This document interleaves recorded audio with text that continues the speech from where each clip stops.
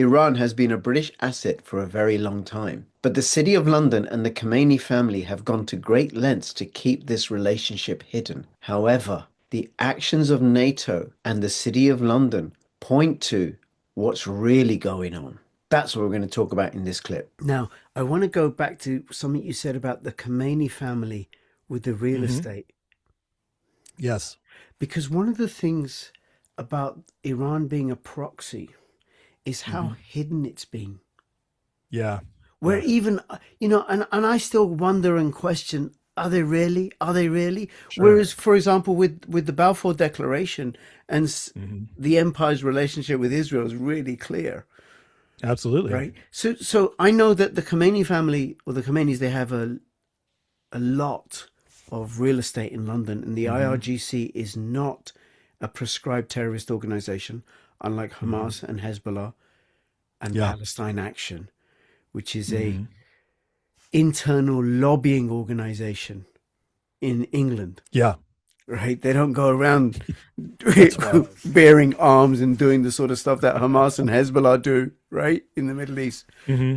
Okay, so say more about that. Yeah. So what you said, it's hidden, right? But it's kind of been hidden in plain sight for forever. It's Mhm. kind of like one of those things that we're all, so think of it this way. We were all taught the world was a certain way. Okay. From going to school and, university, whatever it is, we're all taught the world's a certain way. Iran's this crazy terror sponsoring state that's, hardcore, Islamic caliphate type of, very dangerous. Russia is always bad no matter what, whether it's Soviet Union or Putin. China is the big dragon that's going to overtake the US in 10 years. And so we're all taught all these things. And then it wouldn't have taken that much to see the Khomeinis have a connection to London, right? Mhm. But it's like they hid it by distracting us. And one of the things I think that Iran, this military operation, it's exposed a whole lot of these lies. And number one, uh, so we go into Iran, and it's the first war in, I don't even know how long. Since World War One, at least, that the UK hasn't been stoked to join us in. Yep, You know, yep. like, hey, war, Big let's go tell, do it. big tell. Right. NATO, we can't get our We're, help. we're They not. won't let us use We're, bases. we're not just Hmm. that. Israel's biggest, baddest enemy, Keir Starmer, Yeah. arch Zionist, his Labour Hmm. cabinet, lots and lots of ties to groups and Mm. entities that fund or are supported by or supportive of Israel, the Sure. Zionist project, Yeah. and they're not doing Oh anything. yeah.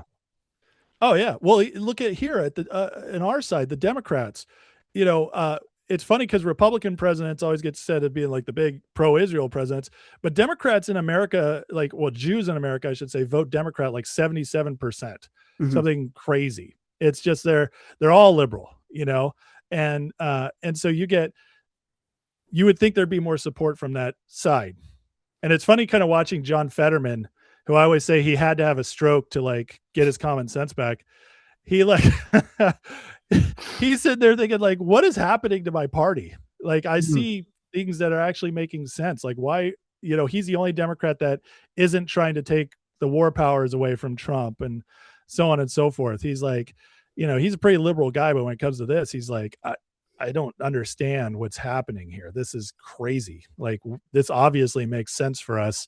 And in America, we always have a rally around the flag moment when we first strike, even if it doesn't Mhm. make any sense. Like Yep. going into Iraq, going Afghanistan, Vietnam, whatever.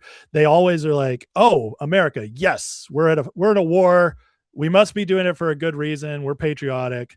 The no rally around the flag this time. In fact, quite the opposite.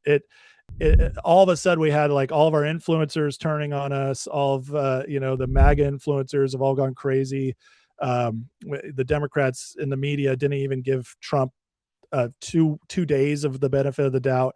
And so you kind of see what our City of London connections, how they're acting in this. And so it's one of those things where it's like you could get into the nitty gritty, and I bet like Ian Burlingame or somebody like that could show us all the little connections. Mhm. But for me, I'm just like, oh, I could just tell by how everybody's acting. I'm just watching the enemy, how they're acting.